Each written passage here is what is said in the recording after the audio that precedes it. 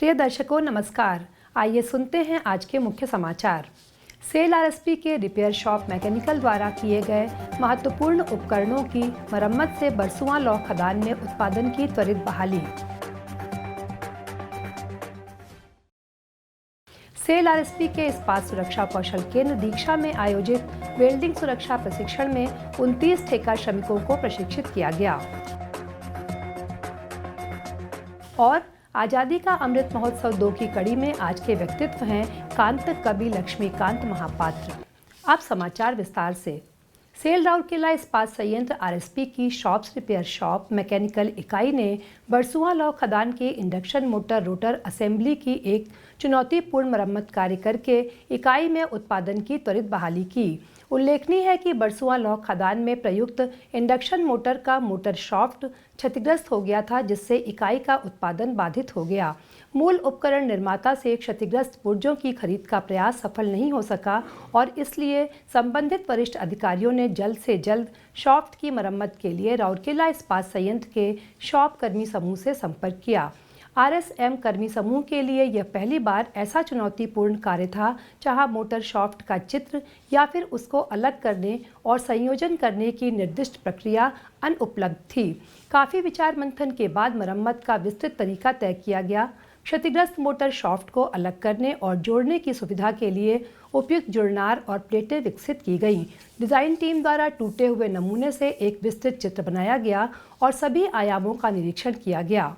RSM team की कड़ी मेहनत, समर्पण, कौशल और विशेषज्ञता ने घरेलू संसाधनों का उपयोग करके आयामी सटीकता के साथ एक नए शाफ्ट के सफल विकास का नेतृत्व किया। उपकरण मरम्मत सेवाओं की गुणवत्ता सुनिश्चित करने के लिए आर&सी लैब की सहायता से डाई पैट और अल्ट्रासोनिक परीक्षण किए गए। अंत में मरम्मत योजना के अनुसार असेंबली की गई और मोटर असेंबली का गतिशील संतुलन सफलतापूर्वक किया गया।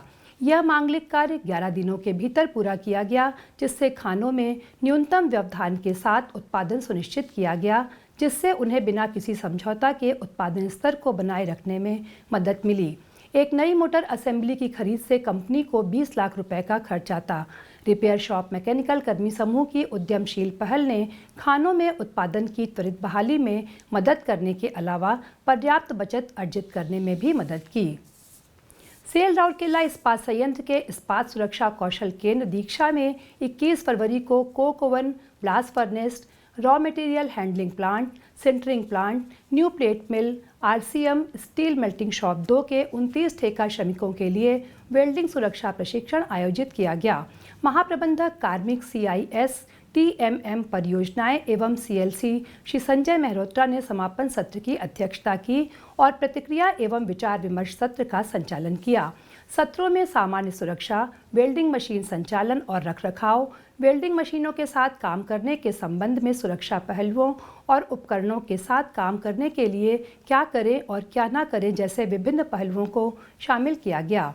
केंद्र में प्रदान किए गए कामकाजी मॉडल में वेल्डिंग पर व्यावहारिक प्रशिक्षण भी आयोजित किया गया। सत्र क्षेत्रीय निदेशालय श्रम एवं रोजगार मंत्रालय के तहत DTNBWE श्री SN ओझा और वेल्डिंग शॉप के संकाय श्री RC बिस्वाल द्वारा लिया गया।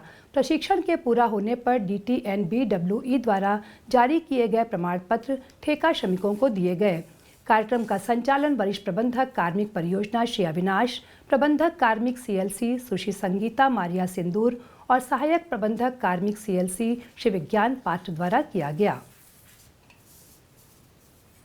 आज़ादी का अमृत महोत्सव 2 समारोह के तहत सेल राउरकेला इस्पात संयंत्र ओडिशा के स्वतंत्रता सेनानियों और प्रख्यात व्यक्तित्वों पर समाचारों की एक कड़ी प्रस्तुत कर रहा है। आज के व्यक्तित्व हैं कांत कवि लक्ष्मीकांत महापात्र। कांत कवि लक्ष्मीकांत महापात्र ओडिशा के महान राष्ट्रवादी कवियों में से एक हैं। उनका जन्म 9 दिसंबर 1888 को अविभाजित बालेश्वर जिले के तिहड़ी तहसील के तलपदा गांव में हुआ था। उनकी देशभक्ति की कविताओं ने स्वतंत्रता सेनानियों के साथ साथ आम जनता में भी उत्साह पैदा किया। उनकी रचना बंदे उत्कल जननी को ओडिशा में राज्य गीत का दर्जा दिया गया है। उन्होंने प्रकाशन डगरा का संपादन किया और अपने उपन्यास कड़ा मामू और लघु कथा बूढ़ा शंखारी के लिए प्रसिद्ध हुए।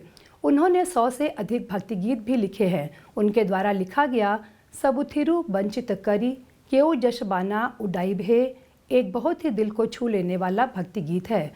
उन्होंने 24 फरवरी 1953 को अंतिम सांस ली। इसी के साथ आज के हिंदी समाचार यहीं समाप्त होते हैं। नमस्कार।